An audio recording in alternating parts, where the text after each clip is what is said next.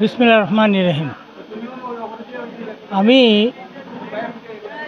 এই প্রক্রিয়া আজকে করি না। আমি যখন ছাত্র ছিলাম, মেডিকেল কলেজের ছাত্র, বরিশাল মেডিকেল কলেজে, সেখান থেকে 7 মাইল দূরে আমাকে এক ভদ্রলোক একটা সেন্টার করে দিছিল।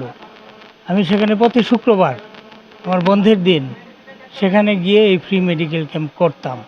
তৎকালীন বরিশালের সিভিল সার্জন সাহেব আমার এই উদ্যোগ দেখে আমাকে একটা মেডিসিন কিট দিয়ে দিয়েছিলেন।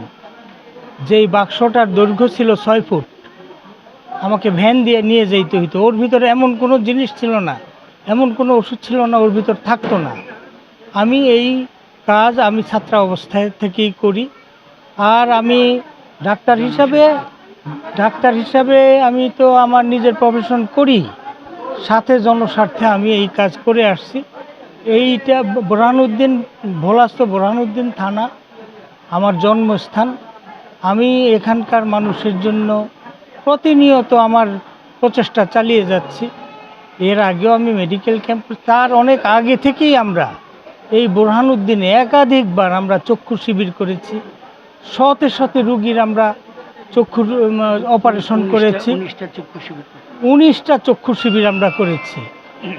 তো 19টা চক্ষু শিবির করেছি। এখন বর্তমানে চক্ষু শিবির বাইরে করা নিষেধ, এর জন্য আমরা চক্ষু শিবির করতে পারি না। আমাদেরকে এই স্বাস্থ্য এবং ডেন্টাল ক্যাম্প করে মানুষের কাছে যেতে হয়।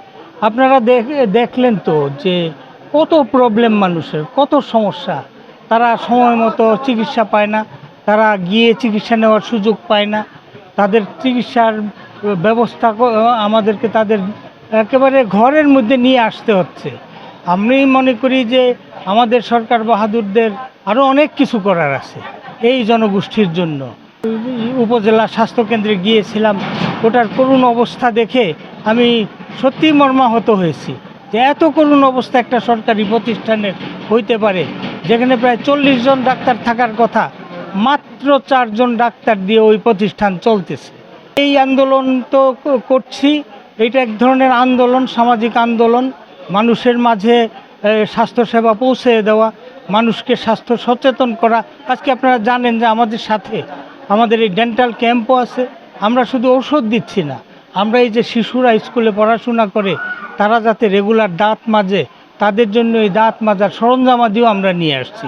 তাদের এইটা একটা সামাজিক সংগ্রামের মতো, যে দাঁত মাজা শিক্ষা কি, তাই না? হ্যাঁ। তো এরপরে আমি কয়েকটা স্কুল নির্দিষ্ট করেছি। আমি সেই সব স্কুলে শিশুদের মধ্যে এই স্বাস্থ্য পরিচর্যার উপরে আমি কার্যক্রম করব। তাদের স্বাস্থ্য পরিচর্যা ঘরে থেকে তারা কি করতে পারে, তাতে অনেক রোগবালাই কমে যাবে। সেটা আমরা করব ইনশাল্লাহ। আমরা অচিরেই শুরু করব। এবং আমি যে প্রাইমারি স্কুলে পড়াশোনা করেছি ছোটোবেলা, আমি আমার সেই স্কুল দিয়েই শুরু করব ইনশাল্লাহ। আমরা ভবিষ্যতে এই বোরহানউদ্দিন এবং ভোলা অঞ্চলে অনেকগুলি স্বাস্থ্যের এবং জনস্বার্থের অন্যান্য বিষয় নিয়ে অন্যভাবে রাস্তায় দাঁড়াবো ঠিক করেছি। কারণ রাস্তায় না দাঁড়ালে এই যে করুণ অবস্থার কথা বললাম স্বাস্থ্য ব্যবস্থার, সেগুলি ঠিক হবে না।